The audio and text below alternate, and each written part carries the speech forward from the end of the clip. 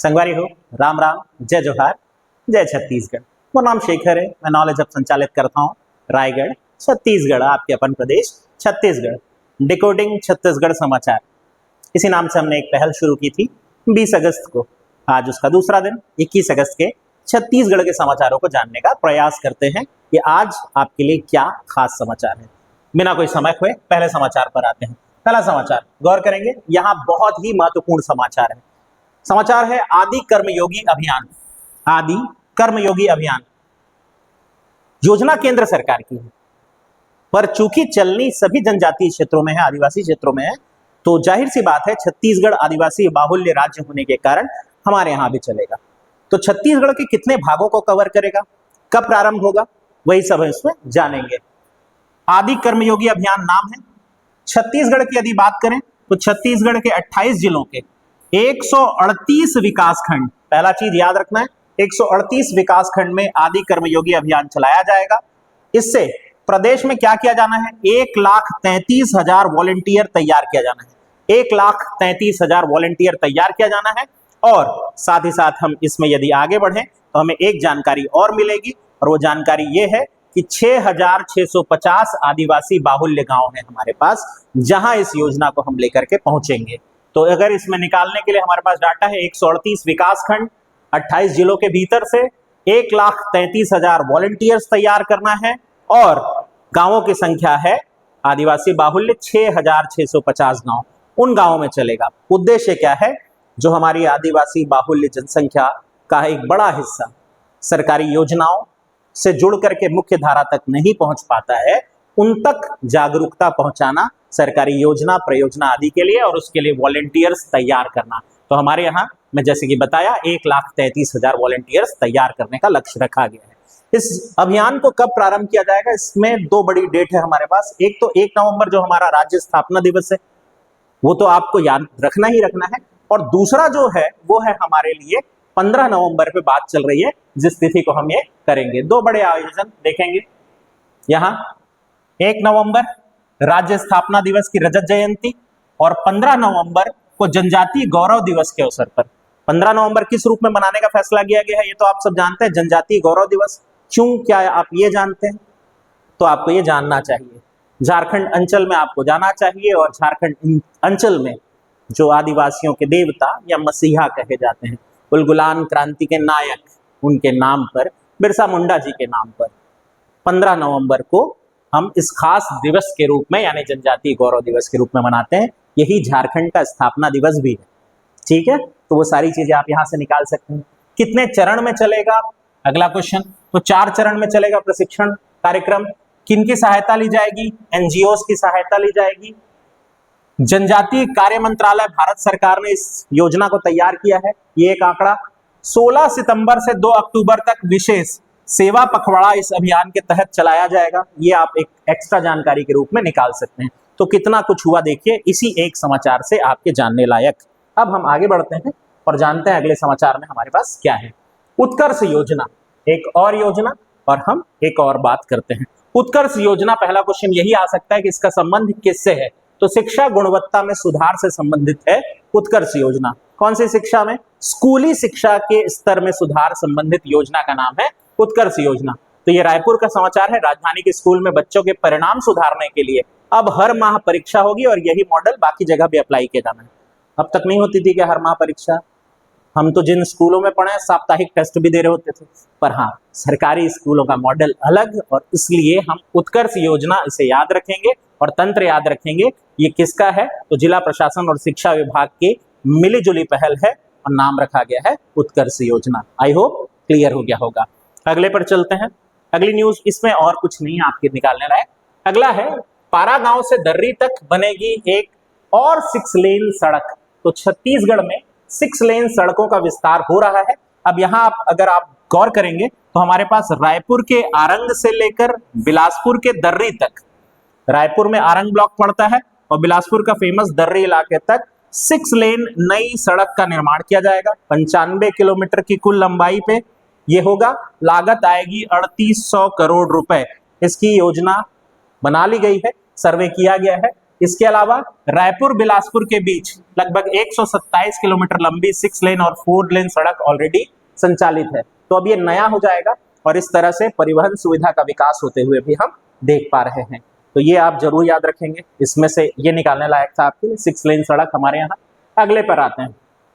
अगला माओवादियों या नक्सलवादियों के आत्मसमर्पण से जुड़ा हुआ है। 13 इनामी सहित 21 माओवादी आत्मसमर्पण किए। अब यहां से हम क्या निकालें? आत्मसमर्पण किए वो न्यूज नहीं निकालना है, न्यूज ये निकालना है किस योजना के तहत। तो हमारे पास एक योजना चल रही है, उसका नाम है लोन वर्राटू योजना। लोन वर्राटू योजना के तहत जो हम चाह रहे हैं कि मुख्य धारा में लौट आए, जो विपरीत विचारधारा पकड़ चुके हैं, उनके लिए अभियान चलाया जा रहा था। तो अभी 13 इनामी सहित वो इनाम की राशि उनको खुद को दे दी जाती है।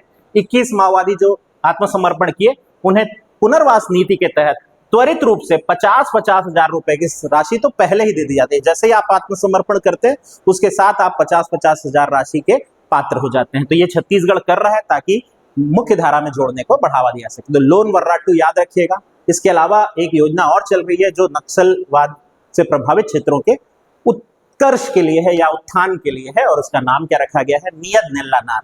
तो इन योजनाओं के अंतर को समझिएगा। लोन वर्राटू आत्मसमर्पण को प्रेरित कर रही है, जबकि ऐसे क्षेत्र जो नक्सलवाद से प्रभावित हैं उनके उत्थान के लिए हमारे पास चल रहा है नियत नेल्ला नार, जहां सुरक्षा कैंप के 10 किलोमीटर के दायरे में हम करते हैं विकासात्मक कार्य। क्लियर है? आगे बढ़ते हैं। अगले न्यूज में हमारे पास क्या है? तो एक बड़ा रोचक लेख है, छिंद रस को बना लिया है बस्तरिया बियर का विकल्प। तो देखिए विकल्प की जरूरत कब पड़ती है? तो विकल्प हम तब ढूंढते हैं जब हमारे पास सही उत्तर नहीं होता है, तो हम विकल्प की तलाश करते हैं। यहां पर बस्तर में बस्तरिया बियर जो है वो होती थी सल्फी, बस्तर का जो प्रिय पेय पदार्थ था। चूंकि सल्फी के पेड़ों की संख्या लगातार घट रही है घटते भूजल स्तर के कारण, इसलिए बस्तर के निवासियों का रुझान अब छींद रस की तरफ गया। यह भी एक बेहतर विकल्प है, पर ऑफ कोर्स बस्तर में सल्फी को काफी प्रमोट किया जाता था। इनफैक्ट सल्फी जो है वो विवाह आदि संस्कारों का हिस्सा भी हुआ करता था। आपको जानकर आश्चर्य होगा कि विवाह में अपनी पुत्री को जब आप किसी वर को सौंपते हैं तो उसके साथ दहेज के रूप में आमतौर पे सल्फी का पेड़ भेंट कर दिया जाता था। ये भी प्रावधान हमारे ही राज्य में रहा है, पर अब उसकी जगह धीरे धीरे छिंद लेता जा रहा है।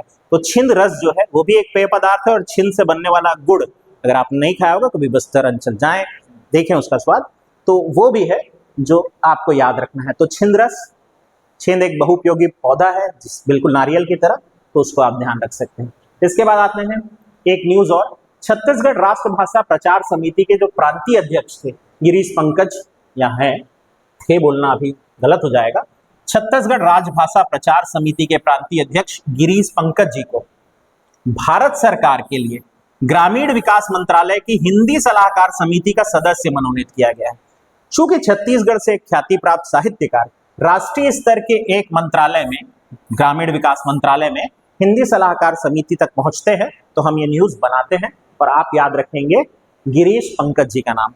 इनकी किताबों का नाम आपका टास्क है कि आप ढूंढें और नीचे कमेंट जरूर करें। फिर आते हैं, सीएम आज से विदेश यात्रा पर हैं। 10 दिवसीय यात्रा होगी, 2 देशों की यात्रा पर जा रहे हैं मुख्यमंत्री महोदय विष्णुदेव साय जी। कहां कहां जा रहे हैं? तो ये यात्राएं जो होंगी वो 2 देशों की हैं। एक आपके लिए जापान जा रहे हैं, जहां उद्योगपतियों से मुलाकात करेंगे, इंफ्रास्ट्रक्चर डेवलपमेंट। जापान हमारे लिए इसलिए भी जरूरी है क्योंकि छत्तीसगढ़ से काफी सारा लोहा जो है, कच्चा लोहा हम निर्यात करते हैं जापान की तरफ, ऑफकोर्स विशाखापट्टनम के रास्ते से। और इसके अलावा दक्षिण कोरिया की यात्रा जाएंगे, जो अगेन जो स्टील सेक्टर है उसमें हमारा एक बढ़िया सहयोगी देश है।